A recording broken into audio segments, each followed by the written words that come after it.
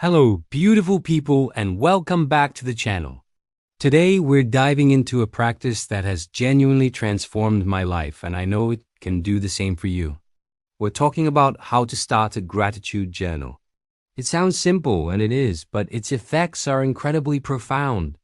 If you've ever felt overwhelmed, stuck in a negative thought loop, or just want to bring more joy and positivity into your daily life, this video is for you. We'll go through everything step by step, from picking the perfect journal to making gratitude a non-negotiable part of your routine. So grab a cup of tea, get cozy, and let's get started on this journey to a more grateful and happier you.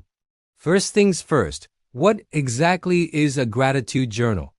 At its core, it's a dedicated space where you regularly write down things you're thankful for.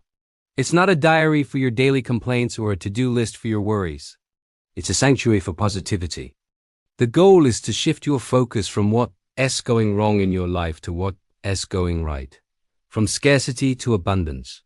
By consistently acknowledging the good, you actually rewire your brain to notice more good. It's like training a muscle. The more you work it, the stronger it gets. And the benefits are backed by science. Studies have shown that practicing gratitude can lead to better sleep, stronger relationships, increased resilience, and an overall greater sense of happiness. It's a small habit with a massive return on investment. So, how do you begin? The first step is choosing your journal. This is the fun part. There's no right or wrong answer here. It's all about what feels good to you. You could go for a beautiful, ornate, leather-bound notebook that feels special every time you pick it up. Or maybe a simple, minimalist spiral-bound pad is more your style. You could even use a dedicated gratitude journal with prompts already included. Or, if you're more of a digital person, a notes app on your phone or a specific journaling app can work just as well. The key is to choose something that you'll be excited to use. Don't let the perfect journal become a barrier to starting. A simple piece of paper works just fine. The vessel is less important than the practice itself. What matters is that you have a dedicated place to house your thoughts of gratitude. Once you have your journal, the next step is to create a routine. Consistency is the secret sauce here. Decide on a time of day that works best for you and try to stick to it. For many people, first thing in the morning is a great option. It sets a positive tone for the entire day. Before you even check your phone or get swept up in the day's tasks, you take a few moments to ground yourself in gratitude. This can help you start the day with a sense of calm and appreciation rather than stress and anxiety. Others prefer to write in their journal just before bed. This can be a wonderful way to reflect on the day, let go of any negativity, and drift off to sleep with positive thoughts. It can help you notice the small joys you might have otherwise overlooked. Experiment with both morning and evening and see what feels most natural. The best time to journal is the time you actually do it. Now for the big question, what do you actually write? This is where many people get stuck. They think they need to have huge, monumental things to be grateful for. A big promotion, a lottery win, a trip around the world. And yes, you can absolutely be grateful for those things. But the real magic of a gratitude journal lies in appreciating the small, everyday wonders. The warmth of the sun on your skin, the taste of your morning coffee, a text from a friend that made you smile, the sound of rain against your window, a comfortable bed to sleep in. Nothing is too small or too insignificant to be included. The goal is to train your brain to find joy in the ordinary. To get started, try aiming for 3 to 5 things each day. You can write them as a simple list. For example, today I am grateful for a quiet morning, the funny video my sister sent me, and the delicious dinner I made. That's it. It doesn't have to be a long, elaborate essay. However, if you want to deepen your practice, I highly recommend adding a little more detail. Instead of just writing my morning coffee, try something like, I'm grateful for my morning coffee, the rich smell as it brewed, and the comforting warmth of the mug in my hands. See the difference?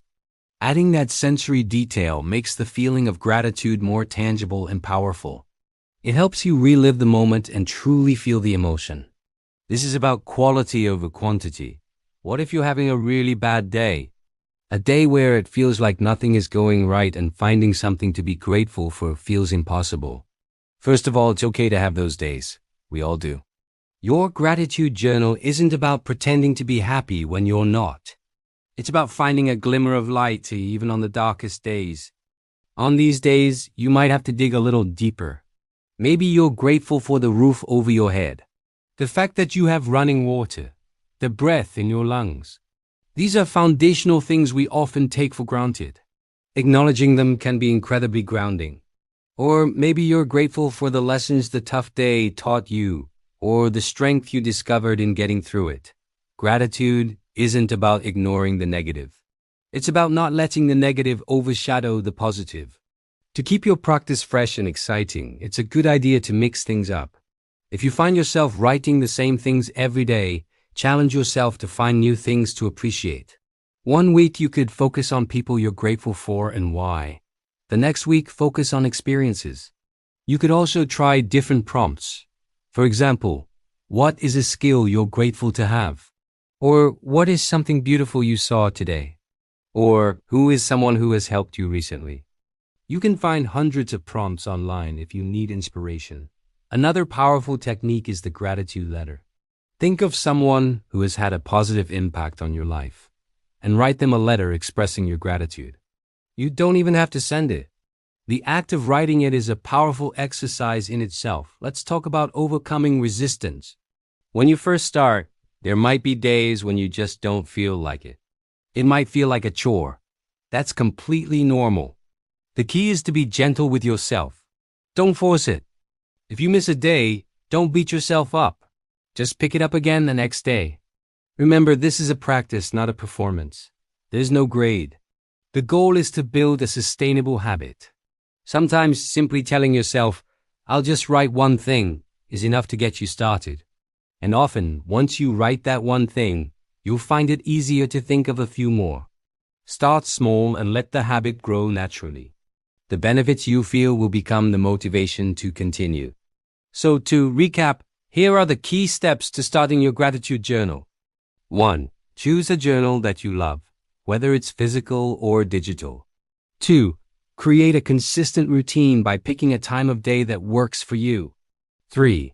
Start by writing 3 to 5 things you're grateful for each day, focusing on the small joys. 4. Add detail to your entries to deepen the feeling of gratitude. 5. On tough days, focus on the basics or the lessons learned. And 6. Be gentle with yourself and stay consistent. This simple practice has the power to shift your perspective, increase your happiness. Increase your happiness has the power to shift your perspective, increase your power to shift your perspective, increase your happiness, and bring a profound sense of peace and abundance into your life. It's your personal tool for cultivating joy from the inside out. I truly hope this guide inspires you to start your own gratitude journal. It's a small commitment with life-changing potential. If you already keep a gratitude journal, I would love for you to share one thing you're grateful for today in the comments below. Let's create a wave of positivity right here. Your comment might just inspire someone else to start their own journey. Thank you so much for watching and for being a part of this wonderful community. If you found this video helpful, please give it a thumbs up and don't forget to subscribe for more content on mindfulness and intentional living. See you in the next video.